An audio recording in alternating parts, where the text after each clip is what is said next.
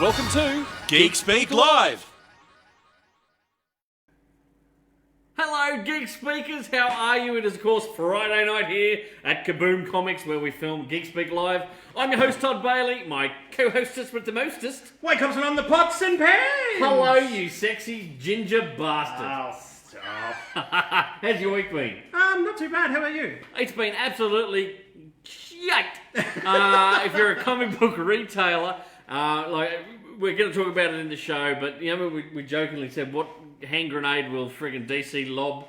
It wasn't a hand grenade, it was like a friggin' homing missile. Yeah, like an intercontinental ballistic missile. DC stand for just dumb you-know-whats. We are going to talk about it in the show. Ginge, what else are we going to tell the punters out there tonight? You've got some news, you want to sizzle some stuff, sir? Some stuff about Tom Hanks, stuff about Disney Plus, Apple Plus, obviously the DC movies and HBO Max. What's Apple Plus? I was going to ask that. Apple Plus is Apple's version of Disney Plus. Oh, is it really? Yes, they've just spent up to $70 million buying a movie that should have been released in cinemas during COVID. They went, hey, we'll buy that and have the streaming rights for the next 15 years. How much? $70 million. That's $70 million. Million dollars. That is a shit ton of money, buddy. Absolutely. G'day to everyone watching at home. Hello. Laura, Danny, Scott. Good to see you all. Hello. Hang on. We're not allowed to do voices or no, we've got to be impersonations really tonight. Careful, apparently. Yes. Actually, it's a good thing. You just experienced what my poor wife has to put up with at home, because I was watching a little bit of the football before we went live to air. My beloved Cowboys are playing, and Ginge, what did you think? I think you mentioned something about, I think we might have to ban you from watching football for the show. Phones nearly getting thrown around the place, swear words coming out. Like I thought it was good for a little period there, because you were like, yeah, woo! And the Cowboys do something stupid. I'm like, oh, for fuck's sake, you useless! The look on this fella's face is like, the show's not going to go to air. My phone's going to get hit. You're like, Todd's going to be really angry when I hit start on it. But then the Cowboys scored just before we started, so I'm like, yeah. Scott sent a message already. Has he? Scott, what have you got there for us to... I've got to bring it up. I need my glasses on. Don't worry, Todd. My first thought, the minute the show started, was looking at the comics behind you going, ooh, need to get my hands on that. And that one too. Plenty of business to bring you. Was he talking about the comics? He wasn't talking about us. Well, no, his eye was drawn to the comics. I don't know whether to be offended there, Scott. Was it this one? Was it this one? Was it this one? I'll sell you this really cheap. You do with it whatever you want. Ginge, are you ready to... Should we talk about the bombshell first? Might as well just deal with the grenade. I was about to say, who am I? You're a DC worker on a Friday night at 5:45 American time. So we discussed last week on the show. Yes. We said, wonder if there'll be anything that DC will throw out there this week. Oh boy.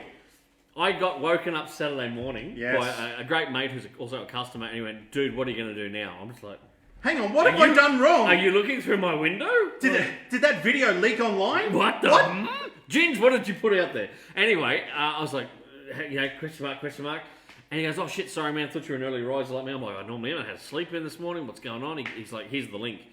I looked at my beautiful wife and I went, I've got to go to work and deal with this. And it was the announcement that DC, after 30 years or 30-something years, ended their relationship with Diamond Comic Distributors. Now, that is the worldwide distributor. That's how all comic shops around the world get their books, is through Diamond Comic Distributors, right? Mm-hmm. Love them, loathe them. At the end of the day, they are well set up to put books worldwide, okay? And they're the last man standing. They bought up or saw out all their competition in the 90s.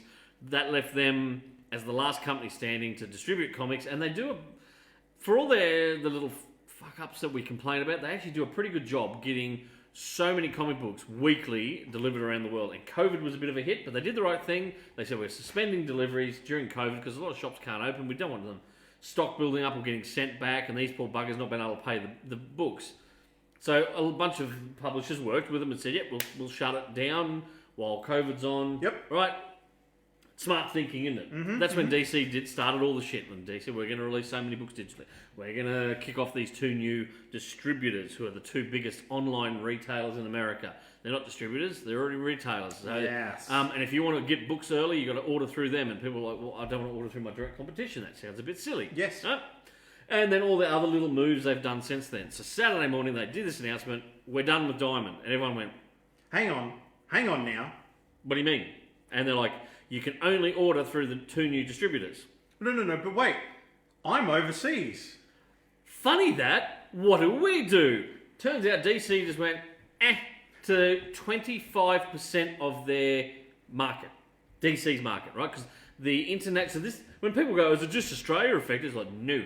It is the UK, Europe, Africa, Australasia. Well, that comes under Australasia. Every other country, bar South North America. So everywhere down through South America, and even a bunch of Canadian stores are affected because traditionally Diamond would have a hub where they would send all the product for Canada into a hub somewhere in Canada, so one shipment, right, which obviously brings the prices down, Yeah. and then that hub would send it throughout Canada. That's also what they do in the UK with Diamond UK, and Diamond UK would service the UK, Ireland, and a chunk of Europe, right? Because it was so easy to get things boom, boom, boom, boom, boom, right? Okay, cool.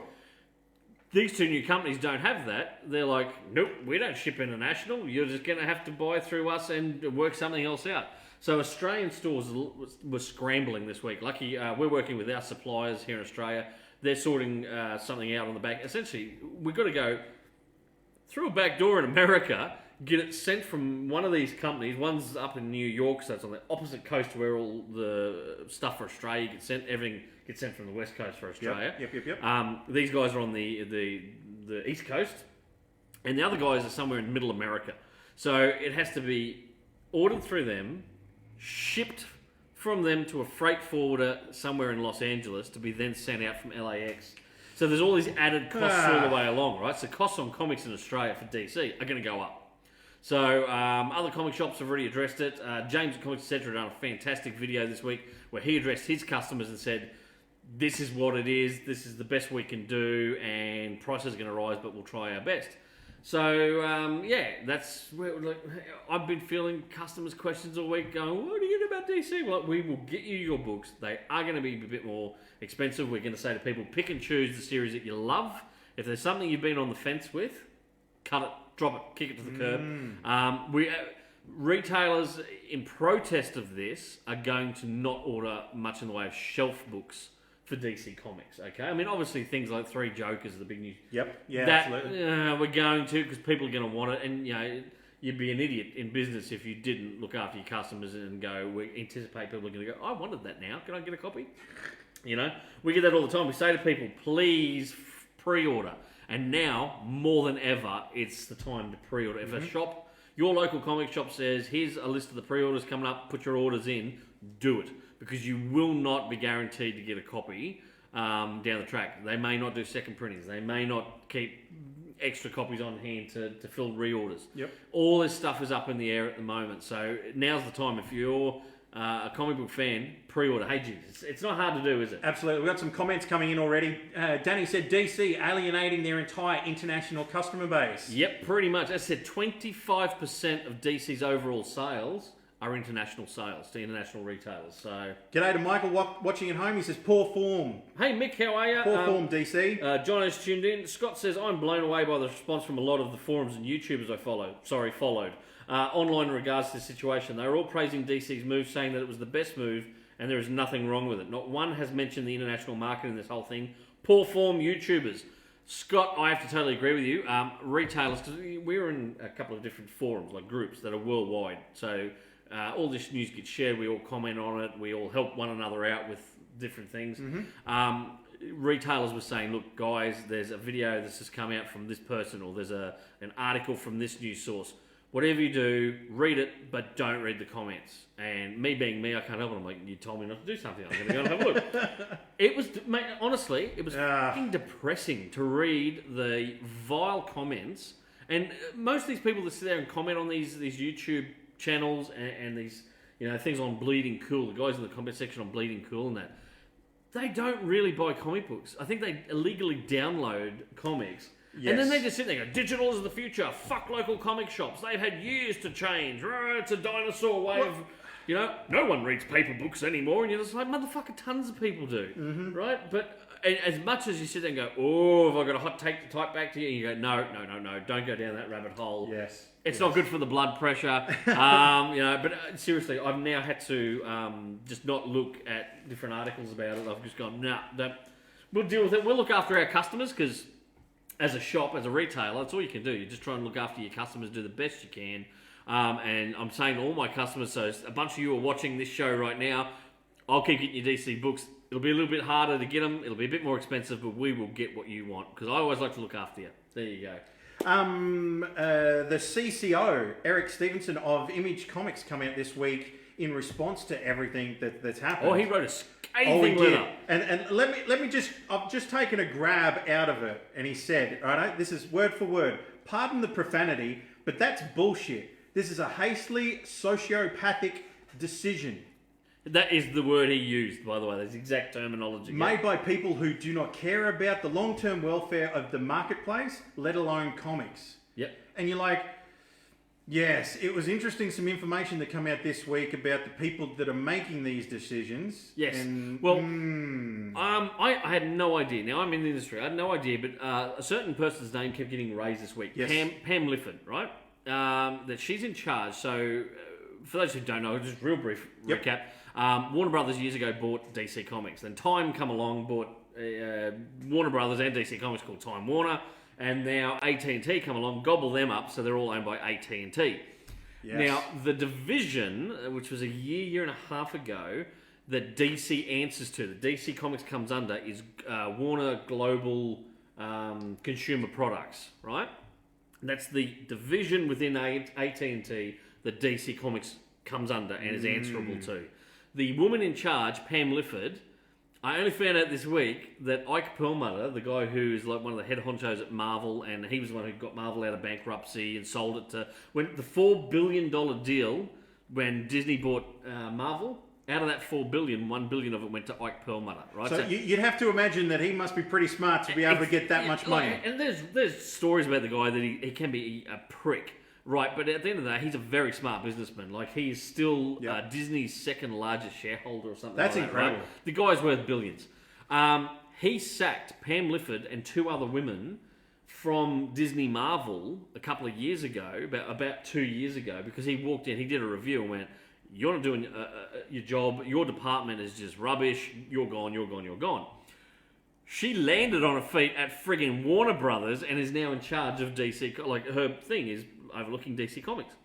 Rumour is she has no understanding of comics whatsoever. She cannot believe that they're still producing single issue comics. Like, what are these floppy things? Why are we doing this?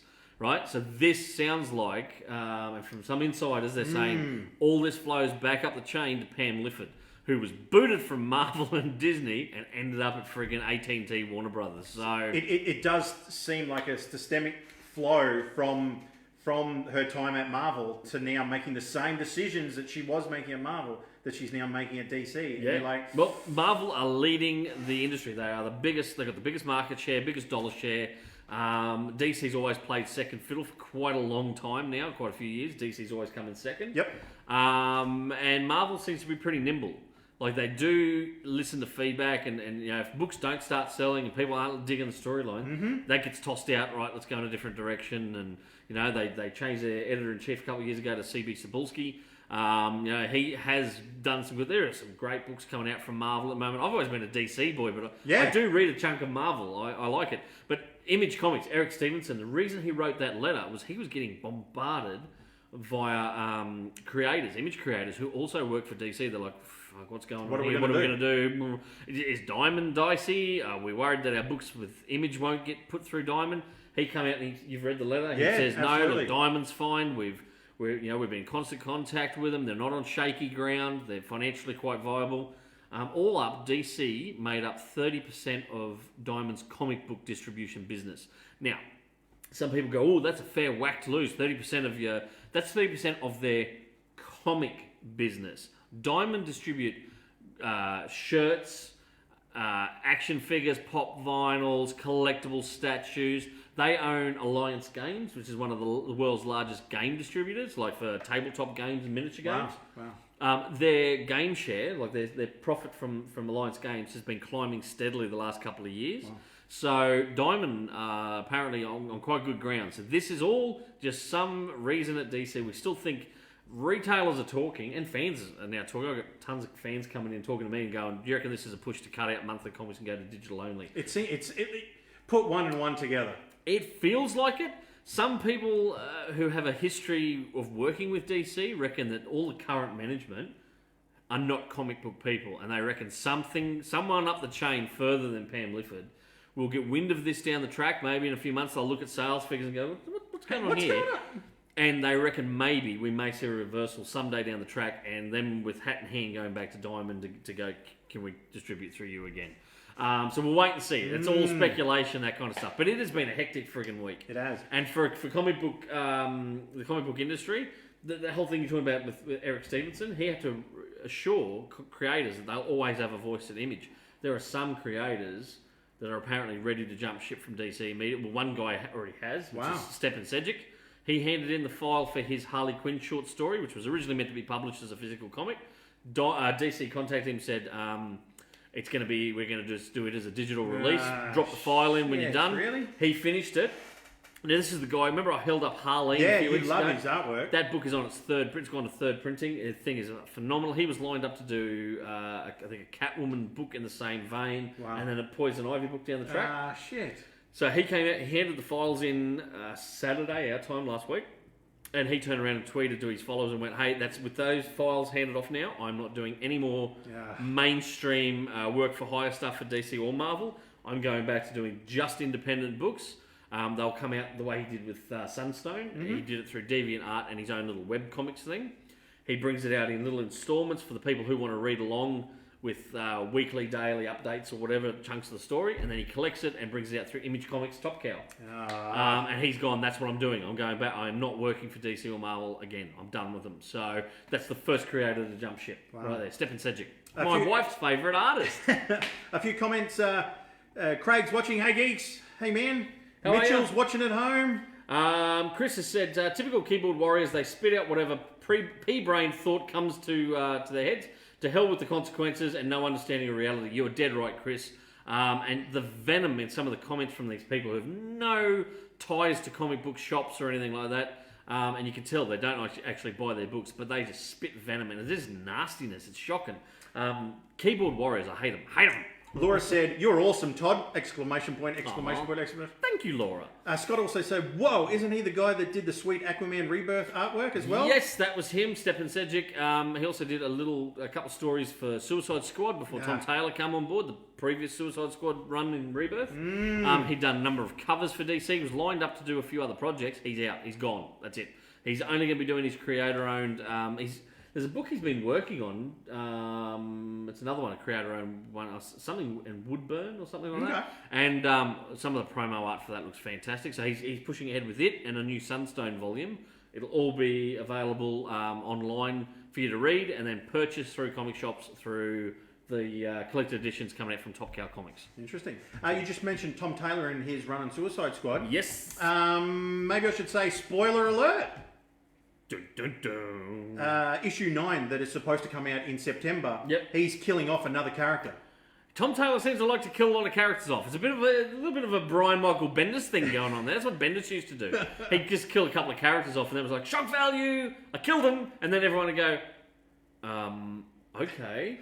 And then sometimes another writer would come along about a year down the track and go, no, they weren't really dead, just kidding. Here they are again. Yeah, it's comic books. Like, no one's ever dead for a There very is no doubt. By the way, pardon me, I'm just going to have a drink. Do you want to know who he's going to kill off? I already know. Oh, you do? Well, for the people that are playing at home... If you're reading Tom Taylor's Suicide Squad and you do not want to know, cover your ears for the next When I 20 seconds. go like this... Cover your ears. Ready? 1, 2, 3. They're killing off Deadshot. That's right. Deadshot... Keep it up. Deadshot. Keep it up, monkey. Sorry. Deadshot is going to die off in Tom Taylor's, was it Suicide Squad number 9? Right, now you can drop your hands down. Right, so for those watching, you can now tune back in. If you didn't want to hear who that was going to go... It was, and I found it interesting that that the Suicide Squad is coming up. They're fighting or going up against Ted Cord. Yes, Blue Beetle. My favourite Blue Beetle, Ted Cord. He's always got a really cool costume. Always. I always loved it. Actually, I go right back to Dan Garrett, the original Golden Age Blue Beetle. Yeah. Yeah, I have a really old, bordering on the end of Golden Age, beginning of Silver Age, Blue Beetle comic that was given to me as a gift by a good mate of mine, Brett Mosley. Oh, cool. Yeah, a couple of years ago. I've got the Blue Beetle Kingdom Come action figure. Oh, how good is it? Like a knight with the... I actually always love the... I'm just wondering about the people that didn't turn their audio back on and they've just seen me go... and me go... It's Jabba the Hutt all of a sudden playing Blue Beetle. Laura said the first, but hopefully not the last in protest. Fingers crossed. Of artists leaving. No, there'll be more. Brian Michael Bendis let slip in an interview this week that his time on Superman's coming to an end. Now, I can't remember how long his contract was with DC, but I think that may take him through to possibly the end of his first contract, and you may see him jump ship. A lot of speculation whether Sean Gordon Murphy, the guy behind Batman White Knight. Oh yes, yep. Right. A lot of speculation because there was meant to be a whole Murphyverse imprint of comics at DC. That's gone really quiet, and there's a lot of speculation that Sean Gordon Murphy may not come back to do any more Batman White Knight. He's at the moment he's doing a Kickstarter funded comic for himself, creator owned, and he did say he was going to do one for the money, one for passion, one for the money kind of thing. He's on the Passion Project at the moment, and that thing has got huge money already on Kickstarter or Indiegogo. One of them, I'd have to look that up. Okay. But maybe this might be him going, you know what? Yeah, I don't like the way DC's doing the direction. I'm out. Wow. And yeah, we don't know, that's speculation, but yeah, a lot of the stuff, the talk around the Murphyverse has just stalled, gone cold. So I don't know whether you knew either. And we'll talk about it now. You might have notes for it about DC streaming service in the US, right? The HBO Max. No, DC streaming service. Oh, yes. That was DC Universe, wasn't it? Yes, Yeah, right. Along with their daily television show. Yeah. Now they launched that over 12 months ago. It was something that we were really for and couldn't wait to check out. But then all of a sudden, North America once again. What What is the it with hell? DC? Like North America, that's it. We're going to look after from friggin' the Canadian border to the Mexican border and in between. That's it. That'd be like 10 people walk in your shop and you go, whoa. The last two guys, you're not allowed to shop here. No, or almost like saying, which part of Toowoomba are you from? Oh, you're from Wilsonton? Sorry. Hang on, what's wrong with us? It's my old stomping ground, thank you very much. Hence the reason I said it. They're going to be building a Taco Bell there, so I think I'll want to go back there. Not sponsors of the podcast, but they can be. Anyway, so the DC Universe streaming service, right? They rolled it out. There was talk that it would eventually be worldwide or whatever else. Never has been. No. UK can't get it, I don't think. Well, I know we certainly can't over here. And so there was a show on there called DC Daily. So it used to be a bit of a YouTube show, and it was great because it was free. You used to be able to I used to download it, put it on the Shop TV. That stopped. They started only putting up select clips out of interviews and stuff, and it wasn't good. The content, there was about 6 or 7 different presenters. They never had like, here's your 2 main presenters. It was always this rolling cast of presenters. Anyway, a lot of fans love it, right? It got shit canned this week as well. Yep. Hector Navarro came out. He's one of the hosts, and he came out. And Sam Humphries is another bloke on there. They both came out and said it's done, it's dusted. We've been cancelled. Honestly, it seems like another decision made by DC to just not. It just baffles the mind to why these decisions are being made. Well, because DC Daily, it talked about films, cartoons, video games, but it was very comic heavy, and they'd interview different creators from throughout DC's history. They'd get a guy in and talk about a story arc that came out in the 80s, all that kind of stuff. It seems to be almost anything that's comic related with DC. They've just gone, ditch it, get rid of it, cut it. Now the publisher, Jim fucking Lee, right? Jim Lee has said zip. He has made no public statements. He's the fucking publisher of DC Comics, and he's not come out and said anything about Not one this. word. He's hiding under his desk in freaking California somewhere or something. I don't know what he's doing, you know. It's interesting because DC Daily was pretty much a show where they were able to spruik and promote the latest thing from the network. Much like, it's going to sound strange, but Ellen, the TV show Ellen, is Warner Brothers. And what they do... That's a leap there from DC to Ellen. Let me just... Bring it on home, Jim. What they do is whenever there's a brand new Warner Brothers movie or television show... They spruik it on Ellen. They spruik it on Ellen. And obviously she's got that big demographic that information gets out there. Much like a smaller scale version of Ellen. Well, it did. DC Daily promotes we that did have information. customers who used to watch clips from DC Daily, because over here you can't stream it, but they'd watch clips on YouTube. And then they would come in and go, hey, Sam Humphries was talking about such and such. Are you going to be able to get that? Yes, we can. We can put you down for it or whatever else. That's gone. That marketing, that advertising is just kaput. I don't get it. But now, here's the other thing we're going to talk about, because once again, AT&T own... AT&T's the devil. Can I put an allegedly there? No, there's no fucking allegedly about it. They would have to Turn be... those allegedly quotes people, into the actual... you know how we used to say that Disney was the evil House of Mouse, right? No, it wasn't. It ain't got shit on AT&T, right? AT&T are like fucking the Illuminati cranked to fucking 100, and it's all... The WB logo was the shield, right? Yeah. Hang on. The shield was like that, right? The Warner Brothers. But if you turn it upside down, it looks like the Illuminati pyramid with the eye in the middle of it. Conspiracy or not? It's a I'm just saying. stretch. I'm just saying. Sean's watching it at home. Hope you're enjoying it, man. So anyway... Yes. HBO Max. Everyone, like, HBO Max. We're even sitting here going, fuck, I want HBO Max. Oh, yeah. We can't get it in Australia. Everything that Warner Brothers have ever made is going to be on HBO Max. They promised all the Batman movies, all the Superman movies, your Lego DC superhero movies. Everything in the one place. What did they announce this week, Ginge? Okay. All the original Batman movies. Batman Returns, Batman Forever, Batman and Robin are gone. We ignore Batman and Robin, but anyway. Right, from July 1st, no. Wiping their behind with those movies. Jonah Hex, Catwoman. No one wants Catwoman. Well, yeah. The Losers. Yes. Based on the Vertigo It's comic. a great movie. Fantastic movie. It's gone as of 1st of July. I wonder if that's going across to, say, Apple Plus or Netflix. Why would you like? Is the licensing going to somewhere else? AT&T own HBO Max. It's their streaming. So they bought Warner Brothers. Apparently, one of the key reasons to buy Warner Brothers is to get that library, and then be able to stream it through their frigging HBO Max streaming service and rake in all that fantastic subscription moolah. Exactly. Right? And then they've literally signed everyone up with the premise of all the amazing DC Warner Brothers movies that you can think of, all the Lego movies, they're all here.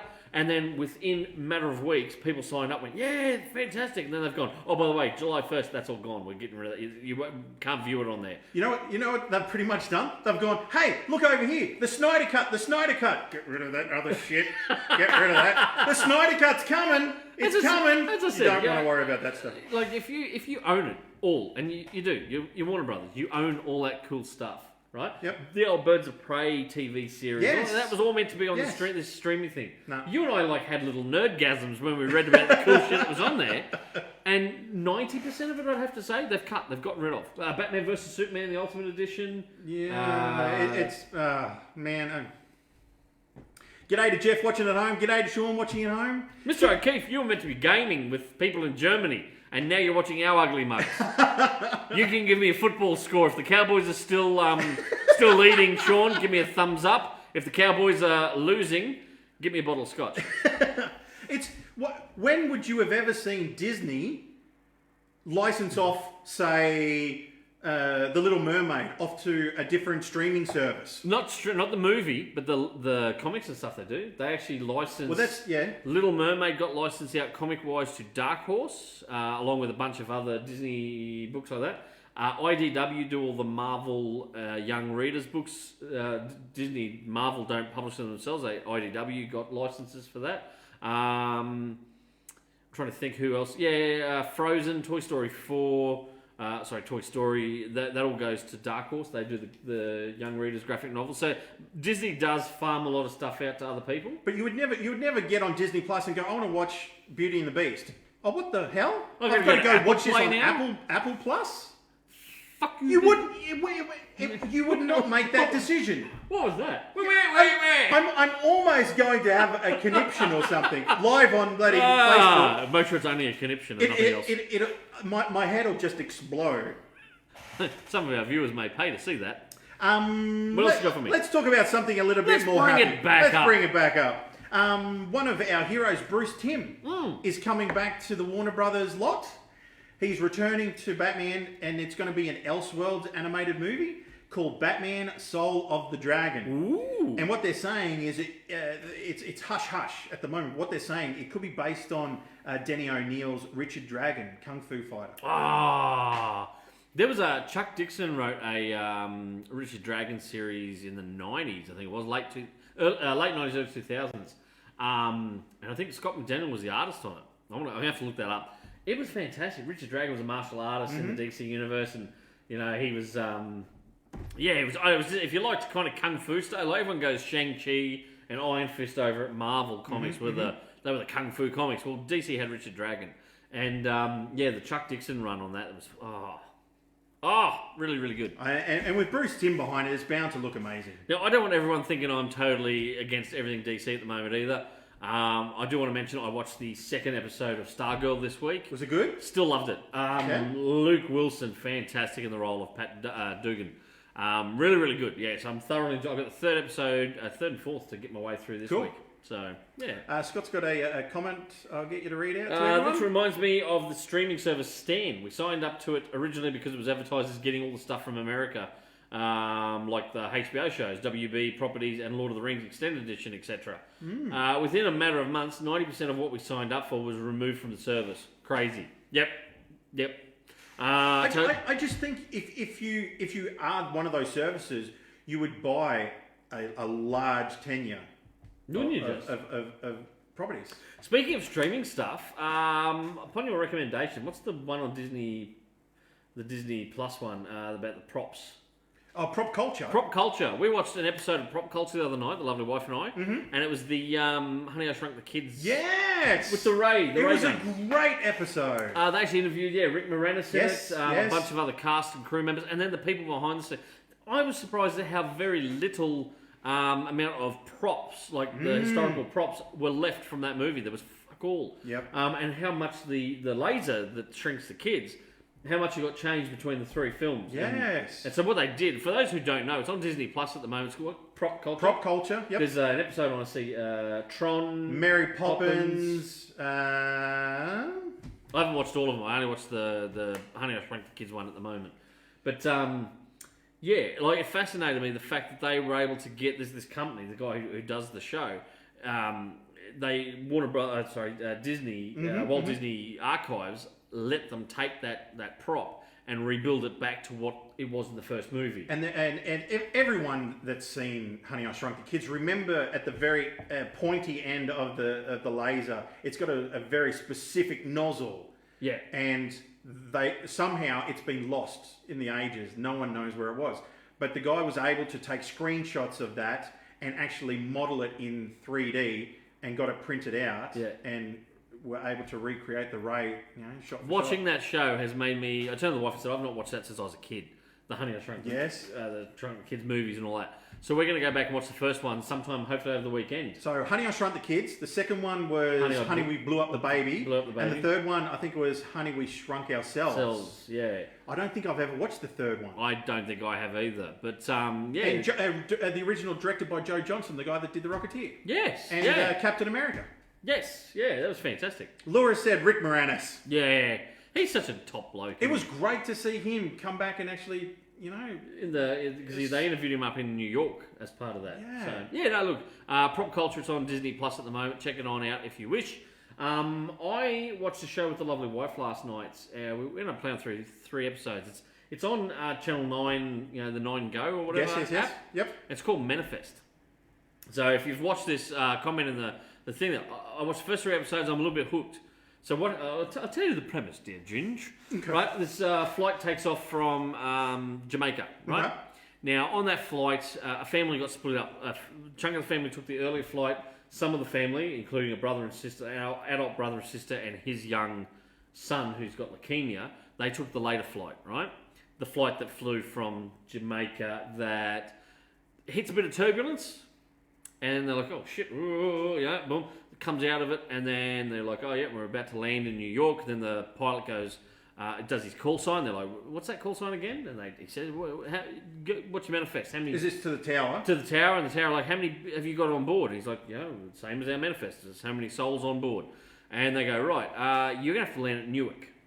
So... Oh, really? Not JFK? No. So they divert him, and he says, oh, look, we're just going to have to divert. We'll still be just a spit across the river from the city. We'll have you down on the tarmac. And then he goes, oh, and just to add inconvenience, they're going to make us deplane on the tarmac. So everyone gets off, and suddenly when they get off, here's all these police cars and everything else all around. They're like, wow. What the hell's going on? And they walk up, and they're talking to the pilot. Next minute, one of the passengers shouts out, what's going on?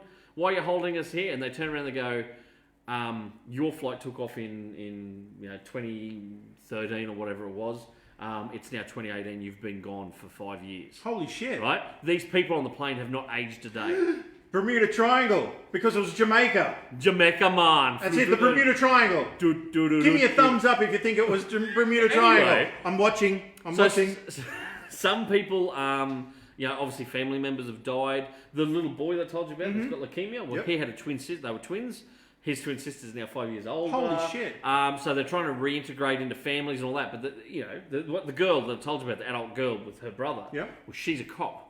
Right, so she goes back, and the police force are like, well, technically we thought you were dead, but your job's still here, you can come back, you just got to do a psych of eval and all that. So anyway, she starts hearing her voice, not voices, her voice in her head, her own voice getting louder and louder, and it'll just be something like, she's on a bus, and it's like, slow down, and she's like, and then she says to the driver, can you slow down? He's like, don't tell me how to do my job, lady, and she's like, and then the voice is, slow down, and she goes, slow down, and yells at him, and he slows down, and he just stops from hitting a kid. Oh, shit. Right? She's like, that's fucking weird. Wow. So then she's walking by a thing, there's two dogs there. Next minute, the voice comes back, and it's like, set them free. And she's thinking it's the two dogs. And she says to her brother, she goes, are you hearing any voices? And he's like, oh, you got to be careful, the government will drag us back in if they think you're... Anyway, she gets up in the middle of the night because the voice is still there, set them free. So she goes back, and she's going to set the dogs free. He rocks up. She goes, what are you doing here? You couldn't have followed me. He goes, I'm hearing the same voice saying set them free. So they set the dogs free. Turns out that wasn't what was meant to be set free. The dogs were actually on this block guarding something. And there's, I'm not going to ruin it for you. Spoiler alert. Anyway, as the episodes progress, you find out that more people on the flight are hearing the same thing. Either music that leads them to things, this recurring tune, or voices. And they start to hook up and help one another. They're like, I'm hearing this music, me too. And they're like, oh, how can I? And then one guy, his son's in jail. And so this other guy helps him to be able to prove that his son was innocent. And they're led by things. They'll suddenly start hearing music. And if they go over this way, the music gets louder and louder and stuff like that. Cool. And it leads them in directions. And you're like, what the fuck is going on? Manifest. Right? It's on 9 Go at the moment, or whatever it is, the streaming service. Free to watch? Free to watch. Look, honestly, I'm 3 episodes in, 2 thumbs up. I'm fucking addicted. This show has got me. I want to know what's going on. Jono said he started watching Manifest, but felt it was another show with no ending. Oh, don't tell me that, Jono, because I'm 3 episodes in, and I want to make sure it's. How many episodes did you watch, Jono, before you come to that conclusion? Tell me how many in the comments. And Jeff's just signed in a question. I signed up to binge under the premise that it was meant to have the HBO Max content, and it's lackluster so far with all of that. Even Stargirl, but they have Doom Patrol, so that's something. Manifest was pretty awesome, but imagine coming back and your siblings are adults and you're still a kid. Yeah, that's messed up. That's pretty weird because we've both got siblings, and I'm pretty much towards the bottom end of our family range. I've got a younger sister. If I came back and she was grown up, she'd still be a bitch. I love it. I say that with love, right? My sister, if she's watching, she'll be like doing that at the screen right now. Jono said he watched 2 episodes. Oh, mate, I'm 3 in, nearly 4. I'm still hooked. I'm still enjoying it. All right, Jono, watched episode 3. Laura's just said... far out, Todd, you're as bad as Scotty. Sounds amazing, but do I need to watch it now?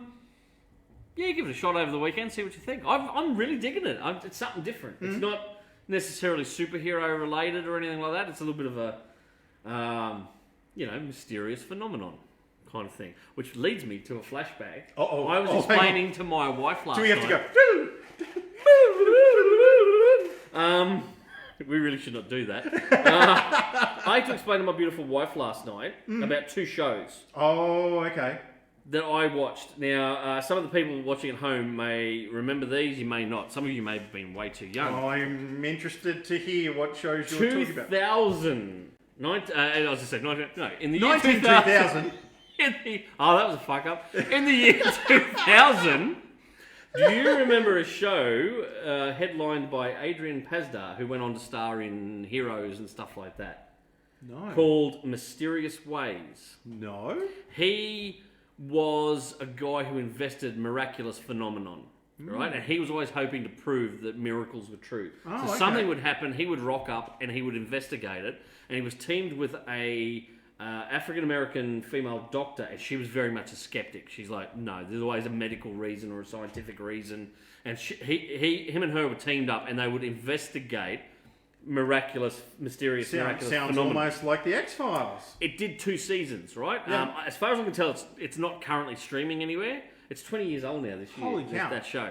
It was phenomenal. I fucking loved it. And that's when I first fell in love with Adrian Pasdar. I think that's how you pronounce it correctly. Let me have a little look. Adrian Pasdar. And the woman who played Dr. Peggy Fowler in it was Ray Dawn Chong, and she was fantastic in the role as well. She's the one who plays the skeptic. Okay. And eventually some things start happening where she starts questioning, going, I think that could be a genuine miracle. Wow. Which then Okay. led me to another show I was telling the wife about. Down the rabbit hole. Which came out 3 years later, 2003.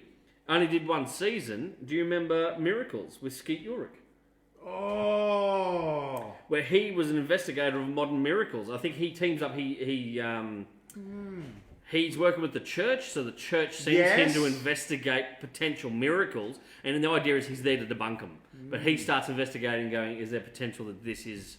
It's a little bit similar veins to Mysterious Ways, but that was it only done 1 season. Wow. Did I pronounce that right? Skeet Ulrich? Yeah, that's his name. That's his name. So that Interesting. that came out in January 2003. So, and that show, this show that I was talking about last night, Manifest, just made me think of those 2 old fantastic programs. I just thought I'd bring that up with you. Interesting. I've been watching City of Angels. I'm really enjoying it. My wife Natalie, she's such a great actress. You really got to think for her after Game of Thrones, don't you? Natalie Dormer, isn't it? Natalie Dormer.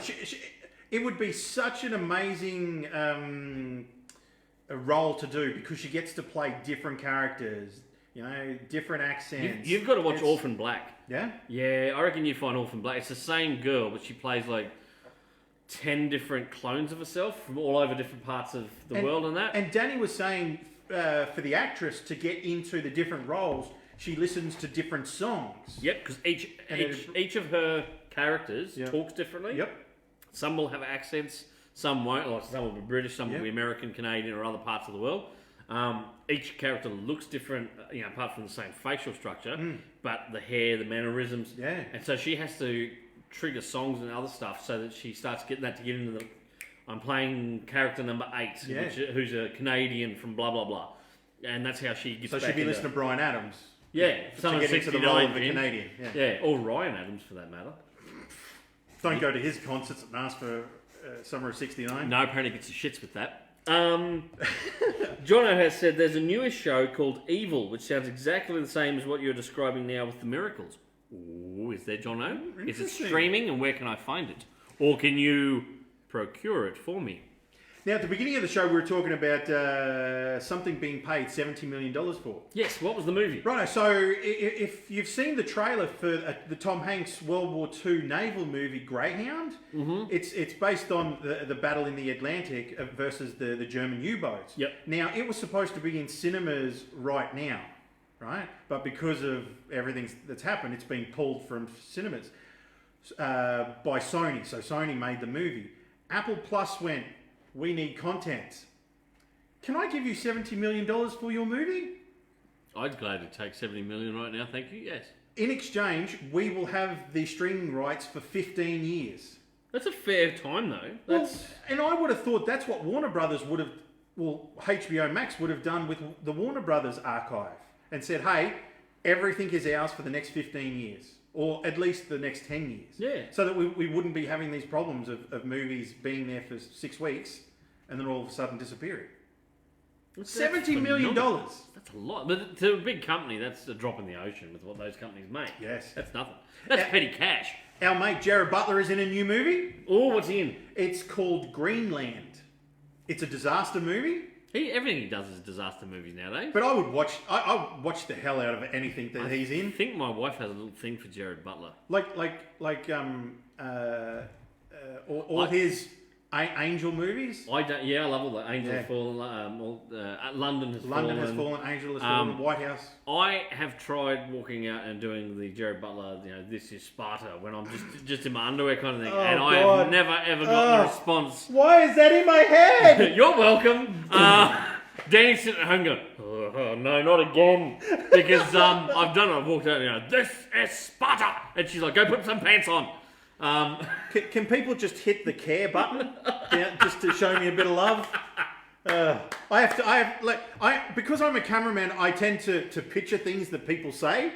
So when you said that, I'm like, It's going to be burnt in his mind. He's going to go home and picture me with the Jared Butler beard, because shield. And because his beard was real pointy in that And you movie know, too. I don't even wear thongs, so Ah! you imagine me. No, I mean. But now that you've said it, I'm Flip-flops. trying not to But picture now a you'll thong. picture me with sandals and a spear and a thing going, this is Sparta! Oh, in just God. red underoos. James, that's all your picture. I'm going to die. With an agate hanging out one side. Can I do a quick bit of show and tell some books? Show and tell. Absolutely. Chris has just said the entire internet shuddered at the thought of time. This is Sparta. What do you say? You don't want to do it? You don't want me to reenact it next week on the show? Laura's just gone, nope. Okay, this is a new release this week. We just got it in. This is the first volume of Jonathan Hickman and Lionel Francis Yu. That's their run on X-Men. Remember we talked about Hoxpox that led into this? Well, this is the first, was it 6 issues? Yeah, 1 to 6 of X-Men, the new comic series there from Marvel. So it's Lionel Francis Yu, and there's I can never pronounce this guy's artwork. R.B. Silver, he did an issue in there, and It looks like it's printed differently from a regular graphic novel. that's about the same. The binding looks a little bit different. No, it's No? good. Same as, yeah. Anyway, that's now in stock at all your comic book stores. It's very shiny. It's very shiny. It's very red. Can I have it? That means you read it faster because it's red. Oh, I am. Also, I want to shout out this fantastic book here by Jerry Duggan and John McCrae. This thing here is just phenomenal. If you've never heard of Dead Eyes, I'll give a little bit of a background on this in a second. Okay. That's Dead Eyes, right? I saw that someone promoted this from his shop this week. Someone certainly did. This book has got a little bit of controversy around it. Oh, Right? oh really? Yeah. So the first 2 issues of it came out about 2 years ago, or a year and a half ago, and it was called Dead Rabbit. Right? Dead Rabbit. Dead Rabbit. And then it changed its... Had to change its name and get resolicited and brought back out again under the new name of Dead Eyes, right? Because when it was Dead Rabbit, there's a bar in New York called the Dead Rabbit Bar, right? A little bit based on the gangs in New York. There was actually a gang back in New York, an old gang called the Dead Rabbits, right? This particular bar do their menu as comics, in a comic format. Oh. Because a lot of comic creators, especially during New York Comic Con, go there to drink and eat. So these two guys would have known that and have gone, hey, that's a cool name for a comic, we're going to call it Dead Rabbit. The bar turned around and sued them and said, no fucking way. No. That's our trademark. That's you're our infringing name and upon. everything. So they had to yank the comics. They had to republish them, bring them back out as Dead Eyes. Now, it's only a 4-issue story. Interesting. Yeah, 4 issues. It's about a kind of a mobster, right? Well, I say mobster as in he isn't a true mobster, as in it's a bit like Robin Hood, but in a Boston-y kind of gangland type setting. Right. So he would rob from a mixture of people, but he would try not to rob people who didn't have a lot of money or anything like that. I mean, because why would you? They've got nothing to really rob. But he would rob from the mob and then give some of the money away. But then he disappeared, right? Suddenly it's 15, 20 years later, and he comes back. He come out of retirement and he's starting to... he's a bit of a vigilante. He's not just a robber, he's a vigilante. If he saw something bad going on, like a couple of guys pulling a gun on a granny trying to rob a granny. He'd beat the living shit, or he'd even kill the two guys and let the granny get away. Off you go, granny, kind of thing. So he's a crook with a heart, right? He comes out of retirement, and the mob are like, we still got to hit out on that prick. Wow. So all these guys start coming for him, and I'll read you the back of it, right? Deadeyes was a prolific stick-up man and hoodlum in Boston in the 1990s, until he took down one last big score and skipped town. Or did someone take him out permanently? Nobody ever discovered the truth, that he retired to live a quiet life with his one true love. But now he's back with a vengeance and wearing his mask again to save her. From Jerry Duggan, the writer of Analog and Marvel's Deadpool, and John McCrae, the artist and co-creator of DC's legendary series Hitman, comes this action-packed adventure comedy drama of Martin Dobbs, aka Deadeyes, a former crook struggling with all the challenges of middle age. He's come out of retirement to steal from all the wrong people for all the right reasons. And absolutely no one, not the mob, not the cops, and definitely not his wife, is happy he's back in action. A modern-day Robin Hood, except this time he's keeping most of the cash for himself. Deadeyes. That book available now at your local comic book store. Jump in quick. The initial stock runs for most shops are probably going to be a bit light on at the moment due to COVID, but more will be coming in. So, shops like us, we had a couple of copies arrive in. Jump on it, buy it. It's a great series. I give this a solid 5 out of 5. Ginge? We got a comment at home from Laura saying that her darling husband pointed out that in some images of Cyclops, he is the spitting image of Jensen Ackles. Yes, he is. Well spotted. Interesting. And just my last little. This one is a classic flashback kind of thing. I have been rereading American Vampire this week. Oh shit! Really? I'm on to volume 2. I just want to hold up volume 1 there of American Vampire. Scott Snyder and Raphael Albuquerque. And I friggin' love this series. This is an amazing series. If you've never read it, and you like vampires, and you like the Wild West, you like 1925 Hollywood, you're going to love this book, right? Who wouldn't love all that combination? So essentially what it is it starts out in the Wild West. This guy called Skinner Sweet, he's a bit of an outlaw. He essentially gets too close to a European vampire, and the vampire attacks him, but he scratches him back or cuts him, and some of the blood ends up in him. Wow. He becomes a modern-age American vampire. So he's the first American vampire. And unlike the European vampires, who all the old things that we know of, stakes through the heart, can't go out the sun, crosses, that shit don't work on him. He's a day walker. Oh. So then, things happen, and he gets kind of buried or put away for a few years. Wow. He comes out, so it shows early American from the Wild West into the 20s and everything else. Mm-hmm. And the vampires are still running America because it seems a new territory. So the European vampires don't like him, don't want him to come back. He ends up befriending a girl who gets attacked by them. She turns, so she's the second kind of American vampire that can day walk and everything else. Ooh. And they vow to start taking out the old school vampires. And as I said, there's Hollywood intrigue, the old golden age of Hollywood in there, where the studio head is actually a vampire and all that kind of stuff. Written by Scott Snyder. The artwork is phenomenal. Raphael Albuquerque. If you've never picked up this series, do yourself a favour. Check on out American Vampire. There's about 8 volumes out at the moment, and they have announced, don't know whether it's going to go ahead with DC at the moment with the way things are. Yep. Scott Snyder was coming back to do a Black Label follow-up story, like a new American Vampire story later this year. So there you go. I've been rereading it, falling back in love with it again. Wanted to share it with you fantastic people at home. My show and tell this week was I wanted to pay homage to the fact that this week in 1996, The Phantom came out. Ooh, yeah. You can see how much Ginge paid. You've tried to tear it off.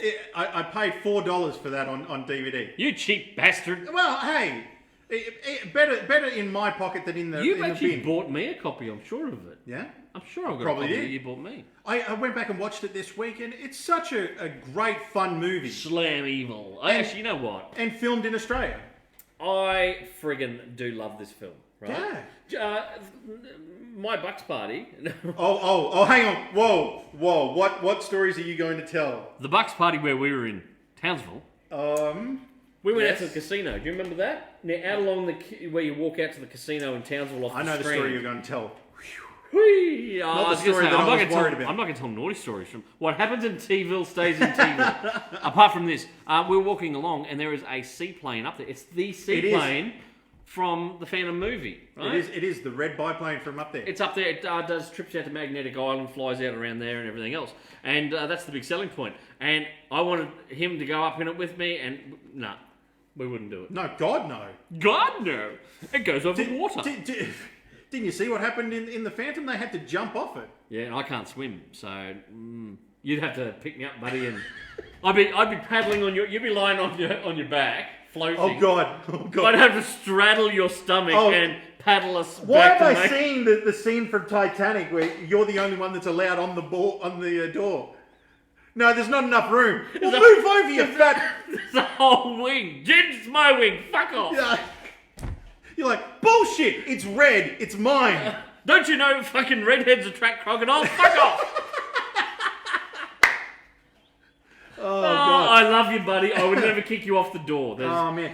I'd totally kick you. If you ever get to see the behind the scenes of the Phantom, check it out. Simon Windsor, the Australian director, he was brought on at the last minute because they said, righto, this is the amount of money that we'll spend to make it, but you have to have it done by June next year. And they're like, oh shit.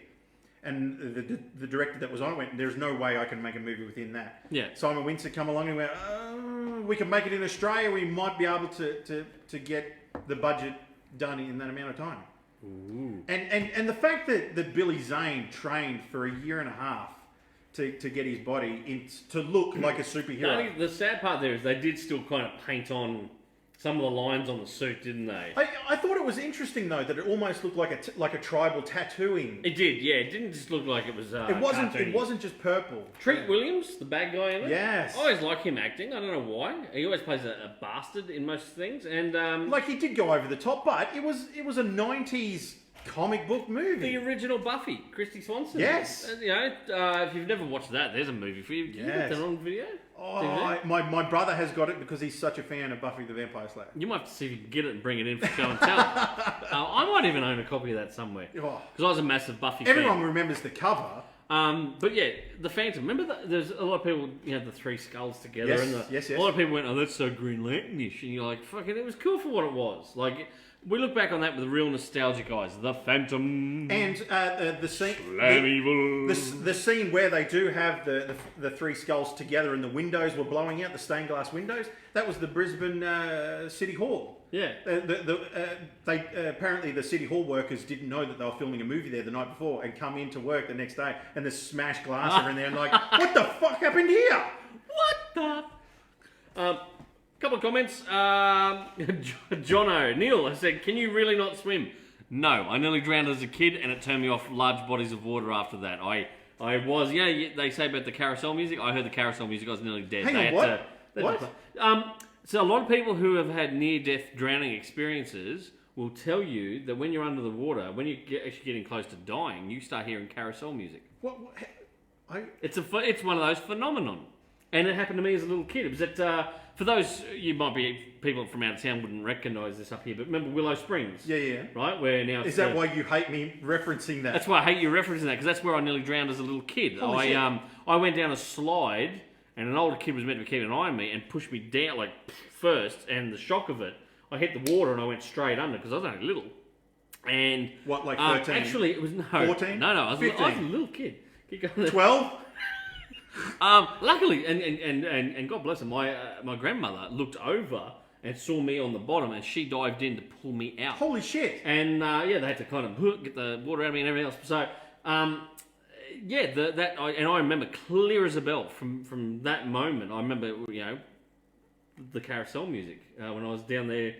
Look, I was looking back. Is that why you don't like that scene from Mary Poppins with the carousel and the horses and shit?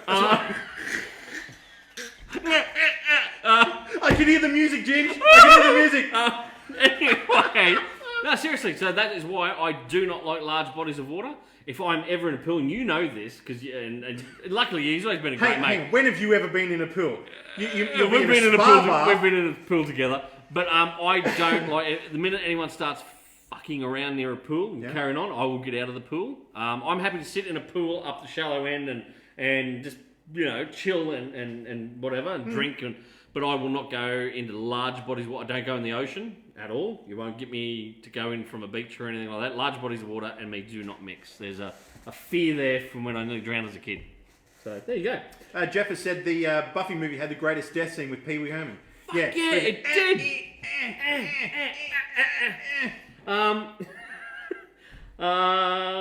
Laura said, every time I hear about people training and working out for a movie role, a year and a half, holy moly, I think Robert Pattinson. Yes, Same. You All these slack.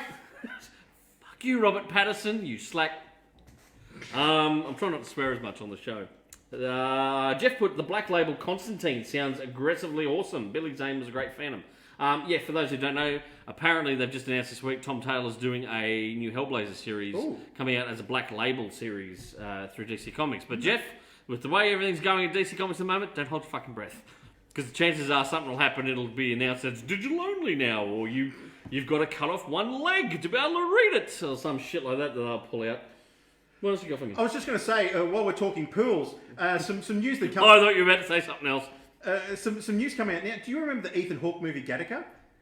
Yes. Right. So there's a scene there where they're in water, right? Yep. Now the cheap bastards that were making that movie didn't want to hire a wave machine, right? Yeah. So they got fat guys just jumping in and out, in and out. So someone came up with the great idea. We'll do the scene in the pool, but we'll get a forklift and we'll just plunge the forks with a piece of board across it as the wave machine. I don't reckon that would have worked as good. It didn't fucking work. I didn't think it would. About about a dozen of the crew had to jump in the water with kickboards and flippers and had to kick Which is no good for me. to try and get a little bit of wave motion to film the scene. And I thought, lucky you weren't a part of the crew on that one. Who come up with the idea? Yeah, a forklift will just go blush, blush, blush, blush. Neil's gone, you pre-hate Patterson's Batman the way you pre-loved Affleck's. Maybe. So? Maybe. You know what? No, John, I'm going to be honest. I'm holding out hope for the Batman, Matt Reeves' movie with Robert Pattinson. The Batmobile looks dope as. I think it's fantastic. Well, each to their own. I like the idea, because who they got? They're talking about Johnny Depp potentially as the Joker. Yeah. Colin Farrell in it as the Penguin. Yes. I'm up for these. I just don't like his attitude. Where he's like, I don't know, I'm not going to train to be Batman. I think we've got to stop with this over-the-top body image. And even if it is him just stirring shit with the internet, I don't think that's the best way to go about it. With the way the world is today, don't stir shit on the internet if you can help it, because it's going to backfire. Exactly right. He's got Gattaca, one of the greatest films of all time. It was a good fucking film, that. I really did like it. News from Warner Brothers this week is Hello, Lynn, by the way. That's my mum. Hey, watching at home? Warner Brothers really want Henry Cavill to reprise the role of Superman. Yep. But they don't want to give him his own movie. What they're saying at the moment is that I'm confused by this. We will let you. We want you to be a supporting character in other movies. So let's say Shazam 2. Shazam! It's interesting that they would want him only as a supporting role, much like the Hulk is for the for the Marvel movies at the moment. If they got Affleck and him back and had other maybe minor characters in a series, like say a 6-part series, and it focused on maybe some minor DC characters, give them a bit of a spotlight, and you had Ben Affleck as Batfleck and then Henry Cavill, and they were more supporting parts of it. Yeah. You got the star power. People are going to tune in and go, well, Ben Affleck's back, Henry Cavill's back. People will watch the shit out of it. Yeah, you could showcase some other heroes that necessarily aren't A-list heroes. Yeah. Like that could be something they could do. Tell us what you think in the comments below. We're nearly at the end of the show, by the way. Nearly at the end of the show. The last piece of news I've got is Bill and Ted Face the Music trailer was released this week. Can I tell you something? Yeah. Jono yelled at me yesterday when he found out this. You know, I don't think Is this your Goonies? Yes. I don't think I've ever... Sorry, I got to admit, I still haven't watched the Goonies. He never will, I swear. I have very vague recollections of watching some of the first Bill and Ted. Bill and Ted's Excellent Adventure? Yeah, and it not being my kind of film where I went, because Really? I was a teenager. Really? And I remember not being into it. I don't think I've ever seen the second. And I have not even bothered to watch the trailer for the third, because I'm like, I don't have a reference to this film. I don't. Yeah? Yeah. Look. Bit like you and Princess Bride. Yeah. But can I be honest? Yes. I was a big... Please do. Tell me what you're thinking. I'll lay down. Can I be honest for one point on this show? Loved Bill and Ted. Was a really big fan of the first movie, the second movie, the cartoons. I enjoyed watching. There as was well. a cartoon There was series, cartoon wasn't series there? as well. There was a comic book series. Watching the trailer, I was a little bit underwhelmed. Were you? Coming from a fan, like anyone else watched it and tell us? Like the movie could be good, but whoever cut the trailer, I felt like it was just. It didn't quite grab me as much as I was hoping it would. Really? So you're not going to line up to watch it on opening box office day? Well, I don't know about you. I'm in no rush to go back to the cinema at all. no, I'm not. COVID's done a job and a half on me. But the information that I was reading today is the writers have. There's a lot of tributes to George Carlin in the movie. Oh, is there? Since he He passed away, he wasn't able to reprise the character.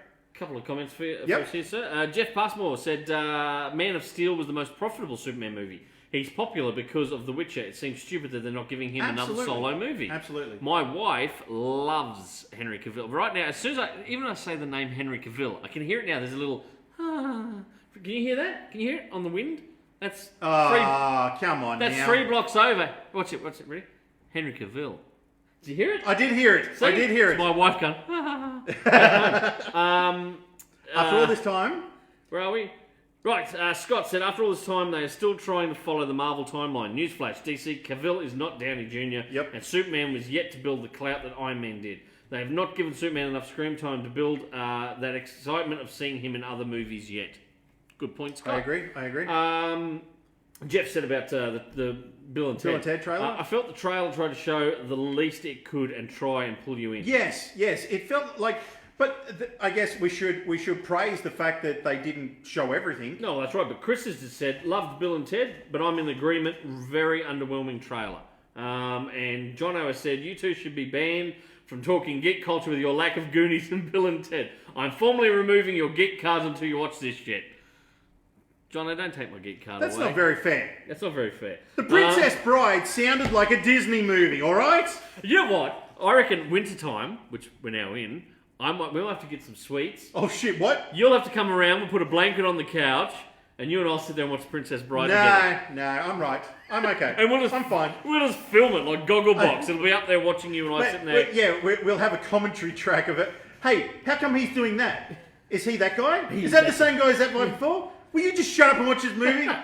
Go and make me was it a cake and a mug, you bitch? Why is Fred Savage in this movie? The fuck is going on? I like that Kerry Yules guy. He looks very nice. How come he's not wearing the Robin Hood hat? What the fuck is going on? Wait, is this where they sing Men in Tights? We're men in tights. We roam around the forest looking for fights. We're manly men. We're men in tights. We run from the rich to give to the poor. poor. That's right. There you go. We did a musical number for you tonight. I hope you enjoyed it. Thank you. Thumbs up for our singing ability. Chris said, are you going to do each other's hair at the same time? Pretty friggin' hard, Chris. I've got none. Unless he braids my beard. Oh, Chris, you broke the ginge. You killed him. Oh, shit. Oh, man. There you go. John said, Princess Bride is so damn good, you're missing out. He is. I loved it as a movie. He hasn't watched it. John, Is it as good as Goonies? Actually, I reckon it'd be better than Goonies. Yeah. I honestly would. I put it on a slightly higher pedestal than Goonies. Scott has said, my first reaction to the trailer was, this has retconned the original movies, and in the end, the Bill and Ted who writes the song that unites the world is actually their kids, not them. Boo. That's what he's thinking. Probably. I don't know, Scott. You could be on the money. Who knows? Laura says someone needs to remix that. Please, no. No. Anything else? Jeff just said you could braid each other's beards instead. I reckon we could. Yeah. We could put little burning things in there and act like pirates. put some beads in there and look like You Jack just Sparrow. Imagine it now. Just oh god. imagine it now. Hang on. Well, We let's sit set there the watching scene. Princess Bride, Set right? the scene. Semi-darkened room, Princess Bride on the TV, you and I sitting on the couch. Okay. You know, with nice little blanket over us. Our metre and a half distance between each right, other. and we're eating different like ice creams or whatever, and With Maggi noodle chocolate. just as my wife walks in, there's you and me arms entwined, getting each other to taste each other's ice cream. Taste this. You taste this one, and there's going. Oh like, shit! Let's reenact it, Ginge. How would the other? It'd be like this. just as my wife walks into the room. And you're like, it doesn't look, it's not what it looks like. And she's like, I'm pretty fucking Sure it is. Is that my ice cream you're eating? Oh, shit. I hope you're enjoying yourselves as much as we're enjoying bringing this to you. We are at the end of the show. I've got to go check on the Cowboys score. Thank you so much for tuning in. A pleasure as always to have you here with us on a Friday night. Thank you very much, ladies and gentlemen, for watching us at home. We will be back next week. Same bat time, same bat channel here at Geek Speak Live, filmed here at the beautiful Kaboom Comics. My co-hostess with the mostest. Wake ups and on pots and pans. We're going to have some dessert, by the way. I'm Todd Bailey, your host. We will see you back here next week. Stay geeky.